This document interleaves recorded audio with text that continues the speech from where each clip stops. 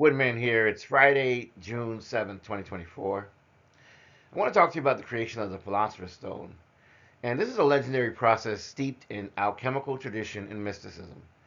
In historical and mythological contexts, it is described as a substance capable of turning base metals into a more valuable metal like gold and granting immortality to the one that creates it. While no real Philosopher's Stone has ever really been discovered in the world, various texts and traditions talk about it and provide a symbolic and esoteric process for its creation.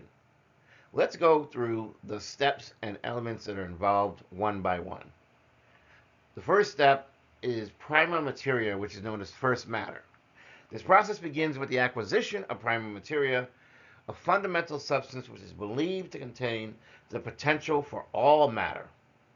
Alchemists often described it as raw, unrefined material that needed to be purified and transformed. In the second step, the purification process is underway. The Prima Materia undergoes a purification process which involves the application of heat and various solvents to dissolve the impurities from the material. This step is symbolically represented by the alchemical process of calcination, where the material is burned and ultimately it becomes decomposed. Conjunction is going to be our third step in this process. In this phase, the purified substances are combined in a process which is known as conjunction, bringing together of two different materials. You have this symbolizing a union of opposites, such as sulfur and mercury, or maybe the masculine and feminine principles. It is believed to produce a new substance, which now, for the alchemist, holds the potential for transformation. Our fourth step is fermentation. With fermentation, we further refine and spiritualize the combined materials. This step is often associated with the death and rebirth cycle, where the substance undergoes putrefaction and then ultimately revitalization. The goal is to imbue the material with life force or spiritual essence. Our fifth step now is distillation. The substance is repeatedly distilled, separating its volatile and fixed components. This process is repeated multiple times to achieve the highest level of purity.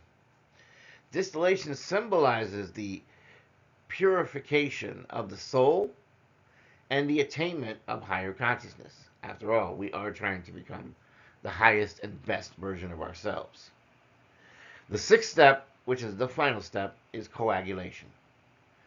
This is where the purified and distilled substance hardens, solidifies into the Philosopher's Stone, which in some images maybe is like a crystalline reddish stone. This is the moment of crystallization, which represents the ultimate union of spirit and matter. The Philosopher's Stone is said to possess the ability, as we said earlier, to transmute metals into a very valuable or precious metal, and then grant the alchemist the elixir of life. From a symbolic standpoint, alchemical texts are rich in symbolism and allegory. They often hide the true meaning behind the mystical language and imagery. The steps outlined can be interpreted as a metaphor for ultimate spiritual enlightenment and personal transformation, rather than a literal recipe. Here are some key symbolic interpretations. First off, with the Prima Materia, this represents the raw, unrefined aspects of the self that ultimately need to be purified. With calcination, this is where ego is burned away and the impurities are extracted and removed. In conjunction, you have the integration of the conscious and unconscious mind. In fermentation, you have the death of the old self and the rebirth of a newer, enlightened self. In distillation, the continuous refinement of thoughts, emotion, and spirit are necessary to become the better and higher version of oneself. And in coagulation, You have the realization of the true self, the divine self, achieving actual unity with the divine. And so, in a historical context, the idea of the Philosopher's Stone has fascinated many mystics, philosophers, alchemists.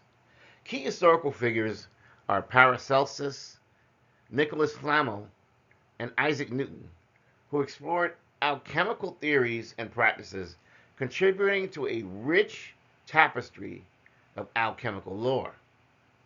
In modern interpretations, in other words, in modern times, the Philosopher's Stone is more seen now as a metaphor for personal growth and transformation, self actualization, and the pursuit of enlightenment.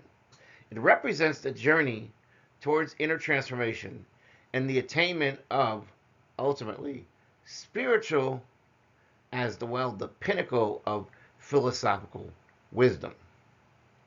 In conclusion, while the literal creation of the Philosopher's Stone seems to be just a mythical pursuit,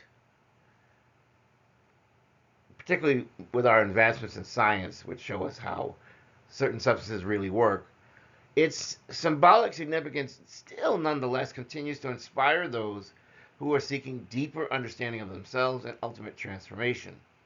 The alchemical process serves as a powerful metaphor for the journey of self discovery, purification, and the ultimate realization of one's true potential. And as such, this is how it's often discussed in spiritual practices. A lot of times when you talk to spiritualists, they'll say that a person can alchemize. In other words, let's say life gives you lemons and you make lemonade out of it. Life gives you these ups and downs, and sometimes the energy can be very negative. But people have this sort of power within themselves to transform all of this bad energy, all of these terrible things, and make it into something that is greater. In other words, no matter what life throws at you, you find a way to rise above it.